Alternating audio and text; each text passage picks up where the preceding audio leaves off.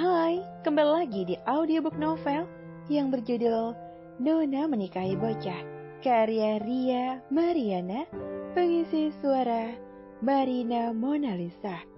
Bab 19, Mulai Suka. Hahaha, Dewa, kau pasti akan menjadi milikku bagaimanapun caranya. Aku mencintaimu, sayang, ucap Elara sambil mengelus wajah Dewa yang terpampang di tembok kamarnya. Bara masuk ke kamar Elara. Elara memang memiliki kepribadian yang berbeda dari anak lain. Dia sangat ambisius dalam segala hal termasuk urusan cinta. Elara tersenyum menyeringai, lalu terkejut saat sang papa sudah ada di belakangnya. Papa? Ella, papa mohon, jangan seperti ini. Dewa sudah menjadi suami Tante Nona, ucap Bara. Elara meraih vas bunga, lalu membanting tepat di samping papanya dan seketika pecah. Dia tersenyum kecut, tidak merasa bersalah, hampir menyakiti papanya. Papa bilang mereka hanya menikah kontrak kan? Dengan kekuatan tanganku maka mereka pasti akan berpisah. Hahaha. Elara lalu berlari ke sudut ruangan. Dia duduk di depan kanvas lalu mulai menggambar. Bara merasa sedih melihat putrinya seperti ini. Elara menggambar wajah perempuan dengan abstrak, menggunakan cat warna merah, lalu menuliskan nama seseorang. Clara Queen Nona Alona, aku pasti akan menjauhkan dari dewaku. Hahaha. Bara memandang sendu tingkah putrinya, yang semakin hari semakin aneh.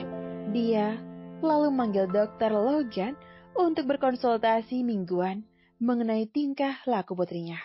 Dokter Logan segera datang setengah jam kemudian. Konsultasi hari ini hanya berdua saja di kamar gadis labil itu. Dalam sesi tanya jawab, Elara masih melukis abstrak. Dokter Logan tidak merasa terganggu. Yang terpenting Elara masih mau diajak bicara. Ella, jawab dengan jujur. Kau ada masalah? Tanya Dokter Logan. Masalah? Pacarku direbut tanteku sendiri. Itu masalahnya.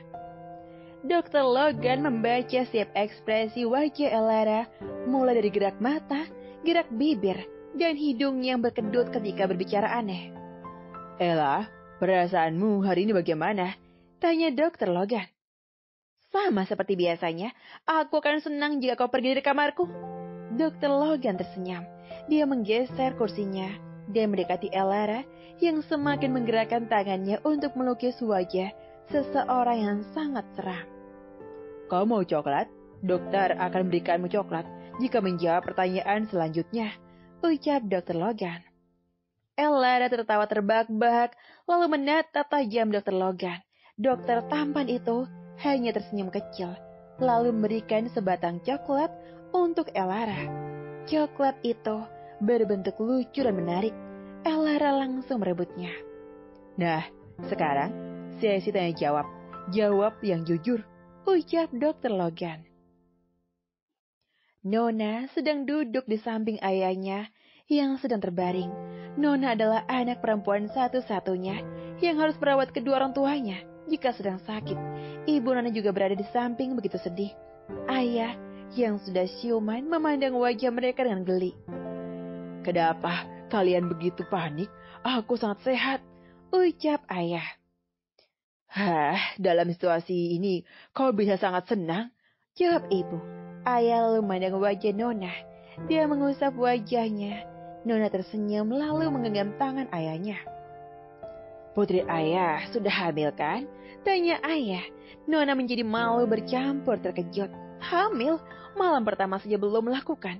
Nona lalu menggelengkan kepalanya.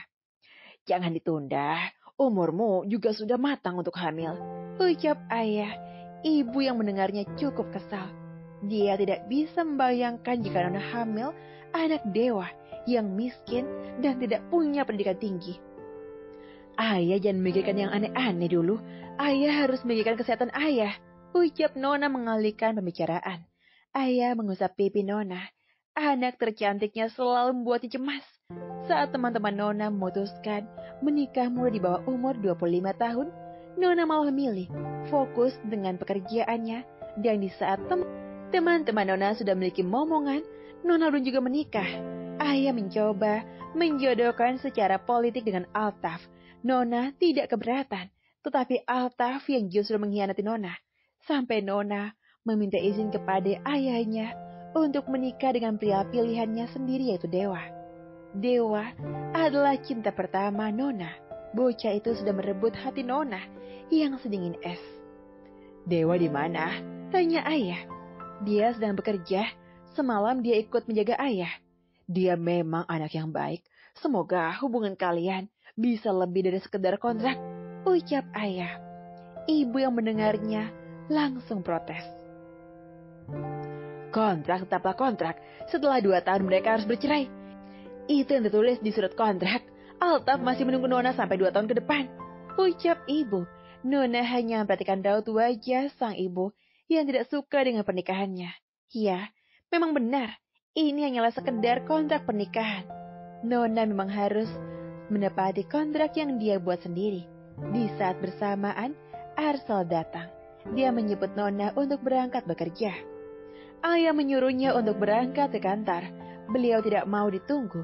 Nona berpamitan dengan ayahnya dan tidak lupa mencium tangannya.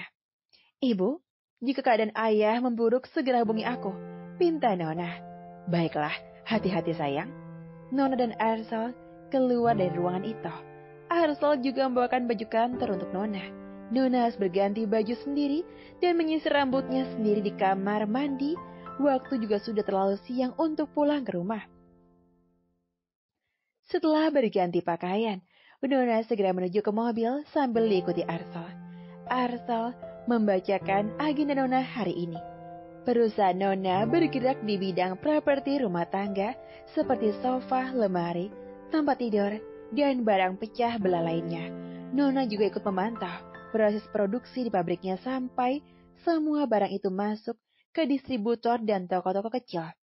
Memberi nama produknya dengan sebutan Alona. Nama produk ini sangat terkenal, bahkan sudah diekspor sampai ke luar negeri. "Arsal, jam makan siang aku ingin makan makanan yang dijual di restoran tempat bekerja Dewa. Dan aku ingin yang mengantar makan itu adalah Dewa sendiri," pinta Nona sambil masuk ke mobil. Arsal mengernyitkan dahi. Dia menganggukkan kepalanya, lalu segera melajukan mobil ke kantor. Dalam perjalanan, Nona dengan iseng mengecek akun medsos milik Dewa, dan sebagian besar pengikutnya adalah perempuan. Tidak banyak foto di sana, hanya ada 3 foto saja.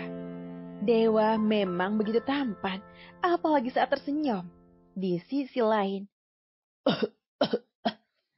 Dewa terbatuk-batuk saat minum. Nisa langsung menepuk punggung Dewa. "Apaan sih, minum saja sampai terselak?" ejek Nisa. "Biasa, orang tampan banyak yang ngomongin." Nisa tersenyum kecut lalu duduk di seberang Dewa. Dia menghela nafas panjang membuat Dewa bingung. "Si Ella upload fotomu dan dikomen sama si Sarah.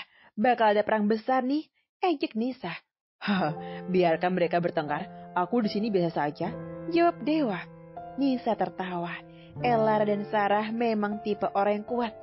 Mereka sampai menjadi anggota cheerleaders supaya bisa menyemangati Dewa saat bertanding basket. "Tapi kau bakal pilih Elara atau Sarah?" Dewa tertawa. Dia mengatakan sudah ada wanita lain di hatinya, dan kini mereka sudah dekat. Nisa semakin yakin jika wanita yang dimaksud Dewa adalah dirinya karenanya Nisa yang dekat dengan Dewa dan tidak ada wanita lain. "Dewa, nanti jam 12 antar makan ini ke kantor pusat Alona. Akan ada tips tambahan juga untukmu," ucap waiters lainnya. "Aku? Aduh, jadi jam makan siangku hilang dong," ucap Dewa. "Tenang aja, nanti aku akan bilang papa untuk menambah jam makan siangmu," ucap Nisa. Dewa menganggukkan kepala. Dia lalu melanjutkan pekerjaannya lagi. Kalau kamu mau dengar audiobook lebih banyak dan gratis, segera download Audiotune.